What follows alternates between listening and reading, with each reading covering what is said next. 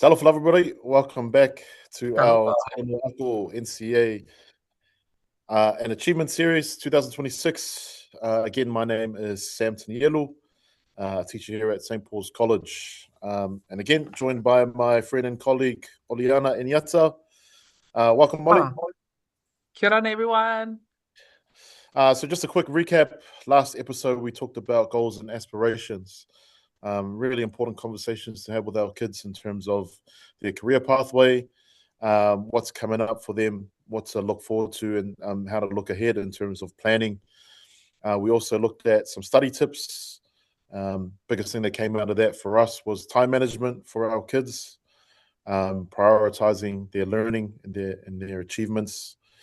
Was there anything else you wanted to add to that episode, Oliana? Yeah, yeah, like you said, Sam, time management, having a quiet place, having like the assessment planner like visible, really, really important, tips for helping or supporting your child at home. Also, the digital app, the Talanoa digital app, you can access that through Google Play. And it's got all these episodes. It's got a lot more tips, sites that you can access. And if English isn't your first language, it's got all the other Pacific languages that can help support you and your child. And like I said at the end of the last session, don't be shy to go to the school. Don't be shy to, go and rock up at the office, or even send an email to the dean, your child's teacher, or whoever. Okay, you don't have to just look at the apps, and if you're still not sure, just go to your child's school. Thanks, Sam. Yeah, thanks, Ollie. Just on that as well, I think for a lot of our parents, there's probably a bit of like intimidation about going into school and seeing their teachers and stuff. But as teachers and as a school, we can confidently say, like, we welcome that as well. Like, we'd rather have the conversation with you rather than you sort of just sort of guessing for yourself at home. We'd love for parents to come in more often and talk to us about your kids' learning. Obviously, you can't just sort of wait until parent interviews or whatever else. Like, we really want parents to come in and talk to us. We really value that feedback as well, and obviously, we want to work together with you to help your child and their education. So, yeah, great advice from Ollie there. Please come in and see us. Um, I know most schools would love to have parents come in and have more of a conversation about their kids' learning, aside from the sort of formal parent interviews.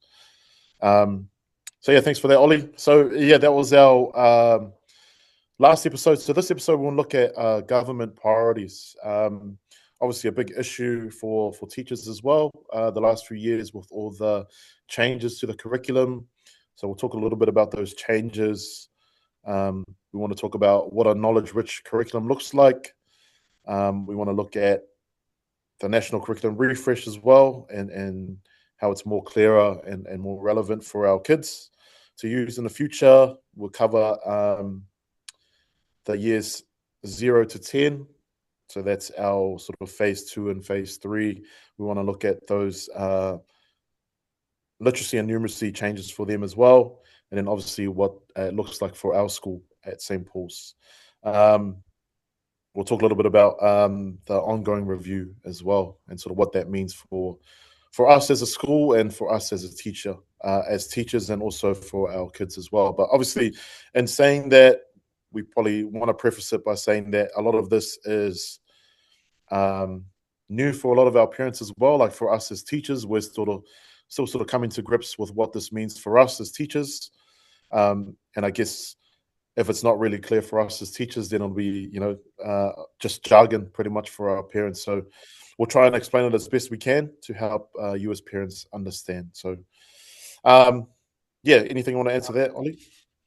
I know you said Okay, all of it. Thanks, Sam. cool. So yeah, our government have made changes to our curriculum. So as I mentioned in episode 1, the curriculum hasn't been reviewed since 2007, which is why there's been a big push over the last few years to have a look at our curriculum, look at what's working, so what we're doing well, and look at what needs to be changed or what needs to be improved in order for us to give the best education to our kids. So obviously, that's the main goal: is that our kids leave school with the best education possible, um, and also having a qualification that is sort of recognized not just nationally but also internationally as well. I guess those are two of the big things that the government wanted to look at, which is why, just like anything, there's always has to be a review to see what's working and what needs to be improved. So, just like what we do as a school as well, our as a school, we look at what's working within our school. We give feedback to our senior management team, and then they feed that back to our board, who then have the governance over the school, and they determine what needs to be changed as well. So on a micro level, it's the same with our students.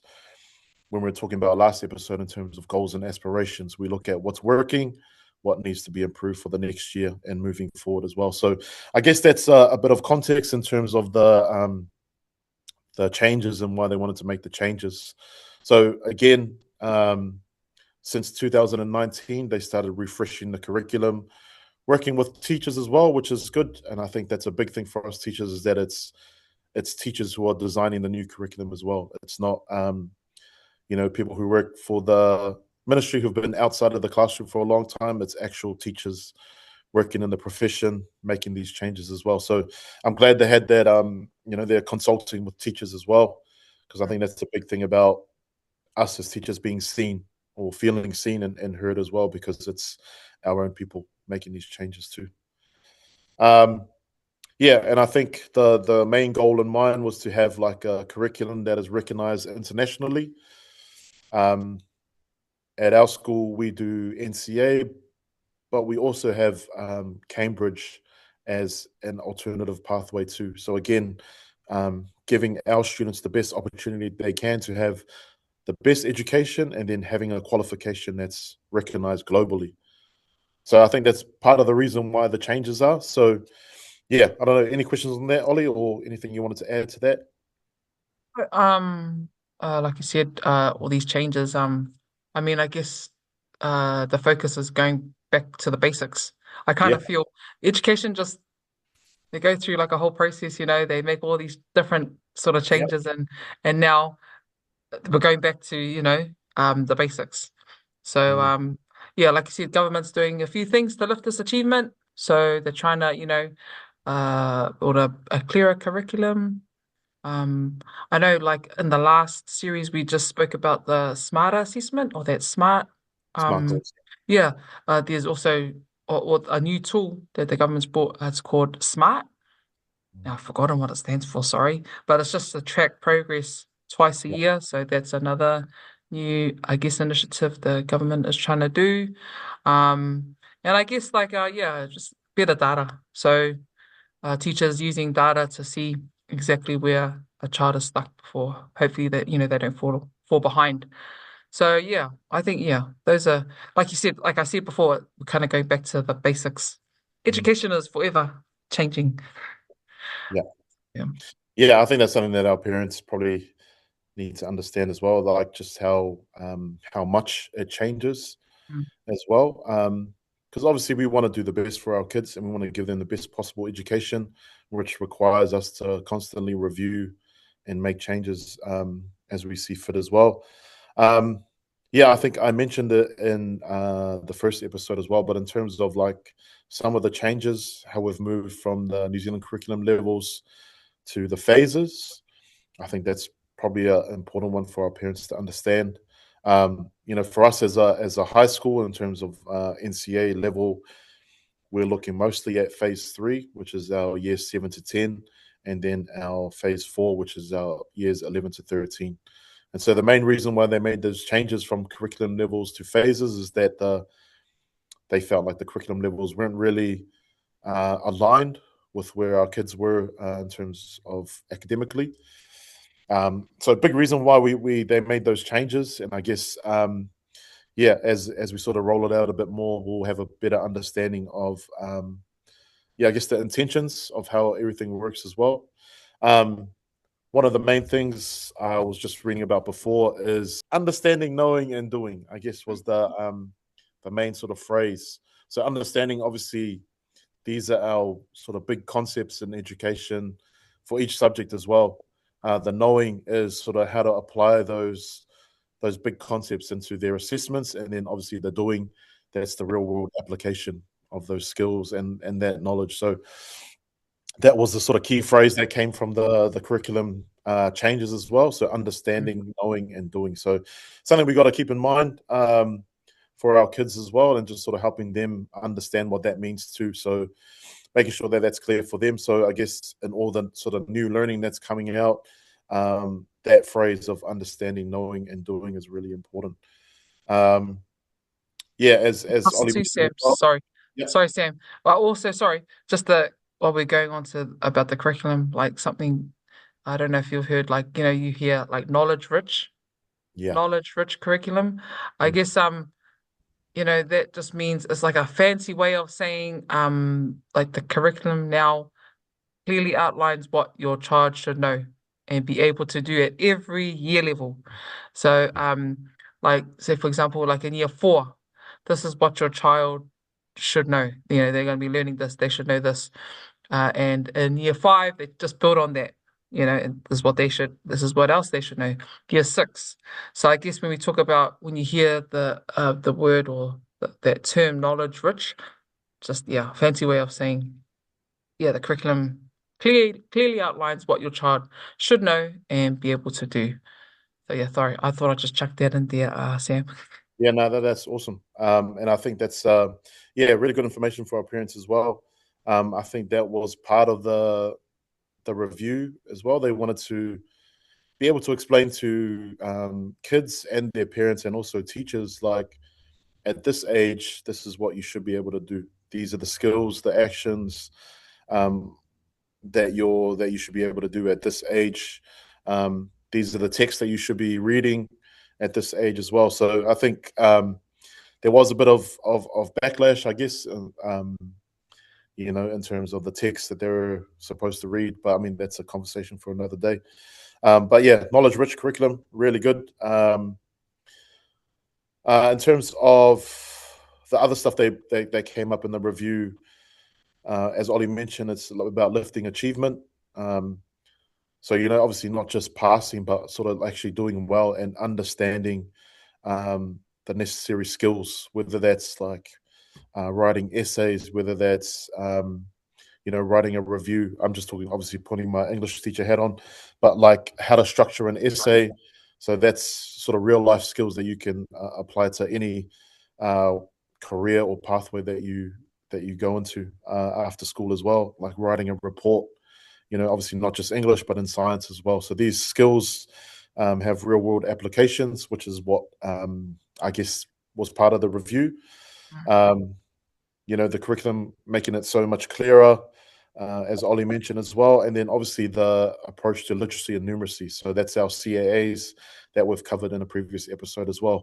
The reason why that came up, obviously they identified an issue with our school leavers not being literate, not having like the necessary skills for reading and writing, and then obviously numeracy as well. So they may have got their NCEA level certificate, they may have graduated, but when they went into the workplace and universities, they lacked those skills. So, yeah, I guess that was part of the review, like why that became a thing that they needed to refresh in our curriculum.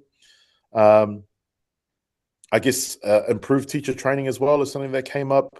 Stronger learning support, and again, as Ollie mentioned, that data is really important as well. Mm, Not just the academic data, but also like things like attendance. And we'll talk about that in another episode as well. But the importance of attendance, having that 90% target from the Ministry of Education as well for all of our kids, because we understand that if they're at school, then they're learning and they're getting an education. But if they don't come to school, then they sort of miss out on that education. So yeah, I guess these government priorities are, they're sort of like not really new, but it's just mm, something that really needed to be reviewed and sort of made clearer for our teachers and obviously for our parents and our kids as well. Sam. Um, And Yeah, I guess, sorry, also like how you're saying we review. I mean, we got to make sure that we're giving our kids like world-class education, like yeah, that kind of matches, around the world. So, matches all these other international standards. So, I guess, that's why we always have the, refreshing of the national curriculum, just to make it, I guess, more relevant to date. That makes yeah, sense. yeah, exactly. And then that's what they were finding. Giving them a world class education. So whether they sort of stay in New Zealand after school, or they go overseas or abroad and sort of study there or work there, they have the skills to sort of match any other qualification that like high school leavers have as well. And then obviously going to tertiary study, they're already sort of in front in terms of where they need to be academically, whether that's for literacy and numeracy, to match it with anybody else in the world. And I guess that's one of the positives of the curriculum refresh as well, is for our kids to leave with the world class education, as Ollie mentioned there as well. Um, yeah, was there anything else in terms of maybe that year 0 to 10 Oh English yeah, and yeah. yeah. So like I guess if you're living in Auckland and or in Vakago, the expectations are the same. So Mm, with those mandatory, changes. So in year 0 to 8, your child are now spending like 1 hour every day on reading and writing and 1 hour every day on maths. So that's like across all of New Zealand. They should be getting the same thing. So that's years 0 to 8. Um, so like, if I guess your year nine, 'cause I teach year nines, most of the year nines, and if your year nine son comes home and says, "Oh, hey, I didn't do maths today," like you, you can check with the school and say, "Hey, I know that maths is a priority, and so my son's supposed to be having maths every day, so yeah, you can just check up on that." But yeah, like I said, from zero, oh, so zeros, yeah, from year 0 to 8 that yep. you should be getting 1 hour of maths, 1 hour of reading and writing. Mm. So yeah, I hope that answered your question. Yeah, awesome. Thank you. Um, yeah, so just obviously to add on that as well, like in terms of the changes, and I guess for parents as well, like or maybe for our kids. So how it benefits our kids is that there's sort of clearer expectations about what's required of them Mm, at school in a specific year, as Ollie mentioned. By a certain year they need to learn these things. Um, I guess there's sort of deeper learning as well. Not just sort of so we've definitely moved a long way from like sort of teaching to the assessment or teaching to the exam. It's sort of deeper learning, which they can apply to wherever they go after school. There's the one thing that I really like about it is the cultural connection, and that's prioritizing Te Tiriti, New Zealand history, Aotearoa histories as well, having like a Te Ao Māori lens, which is really important for our kids. So a great example at the moment with my year nines, we're doing a novel called Things Fall Apart by Chinua Achebe, and it's obviously based in Africa. But we've just had a couple lessons where I talk to them about Te Ao Māori. I talk to them about things about like mana whenua, mana tangata, and there's real world application there in terms of Te Ao Māori having that worldview. So I think that's one of the things that's come up that's really important. I think that's like so useful for our kids, so they can go to the world and have that Te Ao Māori in their kete, I guess. So that was a really cool lesson I did with my year nines, and I think that's one of the cool things is that we can sort of tap into Te Ao Māori, um, and even as Pasifika people as well, like just understanding how rich our culture is as well, and sort of making those connections with whatever we learn at school, whether it's Shakespeare, whether it's Chinua Achebe, who's African as well. Um, Understanding that what we bring to the classroom culturally is just as important as anything else. So it's not just the I guess like a Eurocentric dominated worldview. The stuff that we bring to our Maori, our Pasifika culture and knowledge is just as important. So yeah, and I think for parents as well, like obviously we talked about it last episode, but just talking to your teachers is really important. Um, Asking your kids about their learning goals, and obviously support at home, like doing a bit of research yourself and understanding what's required. Just stay engaged with your kids because um, I guess the moment you stop asking those questions, you sort of lose your kids as well, and because they're obviously not sure about their journey and where to go, and so if their parents are sort of lost as well, then our kids are Yeah. sort of on a carousel. They're going nowhere fast. And yeah, So definitely. I think um, Sam, yeah, like you and said, like you patient. said, yeah, like you said, like with all the changes that are happening, I think the best place to go to is the school. Yeah. With all the changes and everything that's happening. So all the information is at your child's school. Asking the teacher, asking their deans, yeah, they can explain to you, how things are working or what's coming up and whatnot. So yeah, thanks, Sam.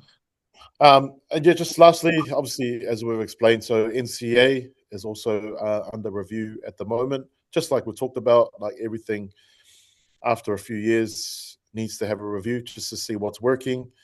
Um, and so obviously that information is still sort of in the process as well. Like there's still the ministry is still working on it, and obviously the government as well. So, yeah, I guess sort of from us as teachers, like sort of once we know more about it, we'll be able to share that information with our parents. But obviously, there will be changes to NCA level 2 and 3 within the coming years, and that might sort of look like what NCA level 1 looks like now, or might be completely different. But yeah, as teachers, once we sort of find out more, we'll be able to share that with our parents. But yeah, just in terms of the government priorities, um, yeah, just like anything, it's important to have a review. Um, and with the end goal of giving our kids the best education possible, so that they can match it with anybody else in the world. Um, and again, touching on that cultural connection, I think our kids coming in with their Pasifika worldview and their knowledge, and then obviously with Te Ao Māori as well, like that's super important. And I don't think we should ever try and lose that as well, because it's such a rich resource to have to bring to the classroom as well. So yeah, I think just those things in terms of government priorities are working well. And again, teachers will be giving feedback as well to see what's working well for these changes. But yeah, just as far as the government priorities, that's where we're at the moment. So hopefully that's makes a bit of sense to our parents. And again, once we sort of know more and understand more, we'll be able to share that with you as parents. Thanks, Sam. And I guess another priority, talking about the government and I guess the ministry, their focus is on attendance. So the key to success, sorry, is attendance, attendance and also, participation. And, as teachers, Sam and I, like we can't teach a student who wasn't there. Yep. The goal is to have more students attending school regularly. I guess, that means like 9 out of every 10 days at least. We know how important attendance is. Attendance, like for progress. It's so important. And that's so funny. I was just talking to my daughter last night or earlier in the day, and I'm going, I'm going to be going on Talanoa ako, talking about attendance, telling parents and whānau how important attendance is, and then, your attendance is a shocker. It's week 4 and you're already on 61%. So like because I live out south. And so I leave early I leave before her, before she catches the bus. And like that's why the student portal, sorry, the school portal is so important because you can check things. That's why I always laugh at you can check attendance. And so, I'm getting messages, about, my daughter not attending school and I'm ringing her up, I'm like, where are you? Why aren't you at school? She goes, oh no, I missed the bus or I I'm not feeling well. I'm like, oh my goodness. So parents, I'm feeling your pain. If you have a child or if you have a child that's you're struggling to get to school, I feel your pain. I'm feeling your pain right now. So I guess like I had I've been talking to her a bit, and like you need to find out what's really going on. I guess, there's something deeper going on. And we did talk, about school not being for her, her pathway is somewhere else and she wants to do this. And I think, as a parent, like if you're struggling to get your child to school, really need to think, or have that Talanoa with your child, and really sit down and talk it out. Because, I don't think I can do this for the rest of the year, like trying to get her to school. I can't force her. Like I can't force her to get to school. So we've been having a chat about school, if it's for her or she wants to, leave school. So yeah, I think that's something that as a parent, it's really, really important. And so yeah, I can say attendance is so important. It's the foundation of progress. And if they're in class, they're participating, and if they participate, they achieve, they're going to be like successful achievers. But there's also children, that don't fit this, that don't want to, Yeah. be at school. And so we got to take that into consideration as well. Um, but yeah, you need to get onto it. What do they want? Okay. If school's not for them, then you need to make alternative, some other, I guess, yeah, you got to make some changes. And yeah, what's so good about the school, man, their comms have been really awesome. I get the texts, I get the emails. I've also gotten the email from the deans and the attendance officer. So like, what's been really, really good, everyone's on top of it. And I also see this on Kma when I'm checking her attendance, and because I'm also like, hey, where were you in period three of, yesterday? So it's like, so as parents, it's so important to go on your not stalking, but keeping an eye, keeping a watchful eye, Right. Hey Sam. Very Hey true. Sam, can you imagine if they had that portal when we were in high school? Oh man, I know I'd be in trouble for sure. But yeah, I know big this big focus is on attendance. And I don't know if you have anything to add on, Sam. I just thought I'd put my parent Yeah, hat because at, at the moment I'm just struggling with one of my own kids, trying to get yeah. her to school. So yeah. No, thanks for that, Ollie.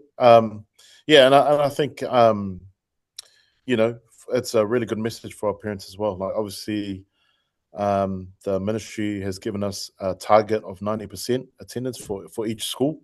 And as a school, St. Paul's, we do really well in terms of our attendance because of that follow up straight away. A student is not there sort of first two periods, a text gets sent home straight away, and then at the end of the day as well. So that's two forms of communication straight away. And then our attendance officer will either call as well. Um, so yeah, really important that parents are calling in if their kids are away. But again, the the messages that we want our kids at school and learning.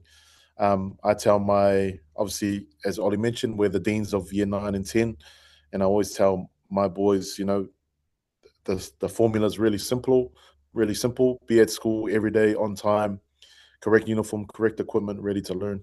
If you do all those things, you tick all those boxes, then you should be fine. But again, there's in saying that, there are issues as well. There's things that come up, as Ollie mentioned. Um, School is not for everybody, and we understand that as well. Um, so we want our kids to feel like they belong. So you really got to create that sense of community with your school. I guess that's what we do as teachers as well. We create a sense of community so that kids feel like they belong to a school, and so they're more likely to come to school if they feel like they belong and they're engaged in the class. So yeah, we're constantly looking at our teachers and what they're teaching, so making sure that our kids are engaged in the class. So if they're engaged in the learning, they're more likely to turn up every day. And I guess that's why when I was at school, I probably, some classes I just like, nah, not this again. Like, same stuff that is every day. It's just it just got boring. Hey, But I guess English must have been your best subject because look at yeah, you it now. was, it was my favorite subject.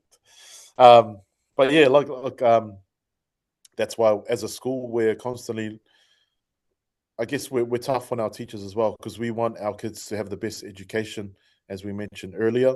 And so we're always reviewing, whether our lessons are engaging.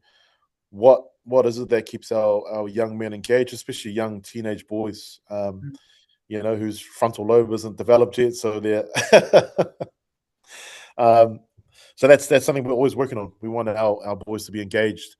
We want them to be part of the school, whether that's joining a sports team, being part of the music, being a librarian, whatever it may look like. We want them involved in the school because that means that they're more likely to be engaged and then come to school. So yeah, we do quite well with our attendance. We try and build that community with our school. And just on that as well, for our I do have a couple of students in my year level that I'm working with who, school is not for them, and that's fine. And so there are other alternatives. So we have things like the Northern Health School, we have Te Kura as well, and these are all, I guess, correspondence schools where it's a dual enrollment. They're enrolled in our school, but also enrolled in and they can just work from home, and that's sort of set up for kids who have like really high anxiety or kids who just don't the classroom doesn't work for them, and that's fine. And so that's another alternative pathway for a lot of our kids. So that's available. And again, it has to be, for our kids who are just sort of not turning up, who have really low attendance.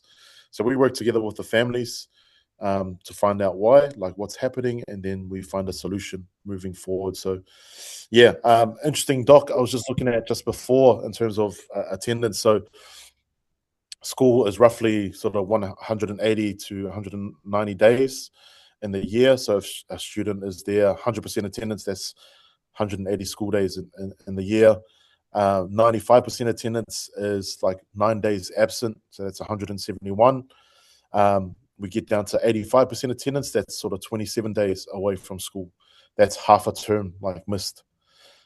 We get to 80%, that's about 36 days and 180 hours missed of learning. And then we get to 85%, which is where like the red flags start popping up for us, is 45 days away. And that's about 225 hours missed. So that's a serious concern. So anything below 85%, obviously the red flags go up for us. We're on it straight away as deans and also as our attendance officer. We also have our DP pastoral as well, deputy principal pastoral, who looks at that alongside our dean of student welfare. So as soon as the student hits sort of below 80 for us or 85, we're onto that straight away. So yeah, I think that's a really good chart for our parents as well, which is also available in some of the resources we'll send out. But yeah, so that's probably something to think about for our parents. I Like, also remember, I also remember our headmaster, Mr. Sminto, talking about like if your child misses like 2 days a month or something, he was saying 2 days a month, like by the time they hit like year 13, their last year of school, they've missed the whole year. yeah, And yeah, I know it's only like two, you might think, oh, it's only 2 days a month.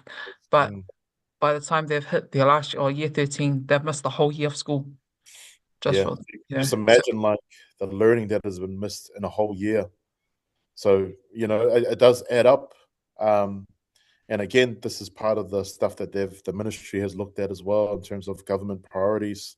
Like we want our kids to be at school. Um, I remember back when we were at school, a lot of sometimes us, but a lot of the kids we went to school with had to stay home to look after their younger siblings or to care for an elderly parent or grandparent. So I think that's really important for us as Pacifica parents to look at too. Like, are we prioritizing our kids' education?